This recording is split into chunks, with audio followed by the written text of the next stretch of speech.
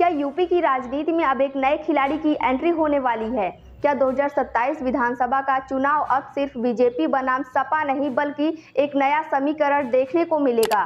उत्तर प्रदेश की राजनीति में एक नई हलचल देखने को मिली जब केंद्रीय मंत्री और लोक जनशक्ति पार्टी के राष्ट्रीय अध्यक्ष चिराग पासवान ने पहली बार यूपी में अपने पिता और पार्टी के संस्थापक रामविलास पासवान की जयंती लखनऊ में मनाई।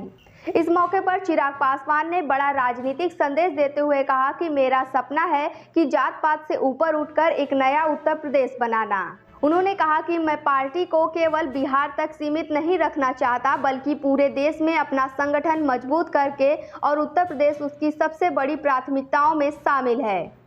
चिराग पासवान ने साफ संदेश देते हुए कहा कि उनकी पार्टी उत्तर प्रदेश में चुनाव लड़ना चाहती है। हालांकि इसके साथ ही उन्होंने यह भी बताया कि कितनी सीटों पर उनकी पार्टी चुनाव लड़ना चाहती है और गठबंधन का अंतिम फैसला पार्टी की राज्य इकाई और केंद्रीय संसदीय बोर्ड करेगा।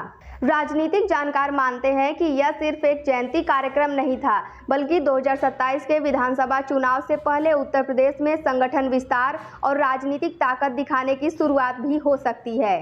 पिछले कुछ समय से पार्टी लगातार यूपी में अपनी मौजूदगी बढ़ाने की कोशिश कर रही है। अपने संबोधन में चिराग पासवान ने विपक्ष पर भी निशाना साधा और कहा कि समाज को जातियों में बांटने की राजनीति से विकास संभव नहीं है और उनकी पार्टी सभी वर्गों को साथ लेकर चलने की बात करती है।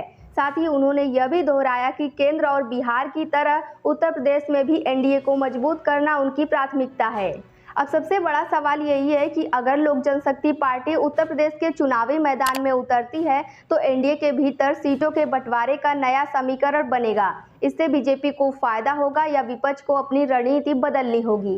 इन सभी सवालों के जवाब तो आने वाले समय में ही मिलेंगे, लेकिन इतना तो तय है कि चिराग पासवान ने अपनी मौजूदगी दर्ज करा के उत्तर प्रदेश में बड़ा संकेत दिया है। इस पूरे मामले पर आपकी क्या राय है? क्या चिराग पासवान उत्तर प्रदेश की राजनीति में कोई बड़ा असर डालेंगे? कमेंट करके अपनी राय जरूर बताइए।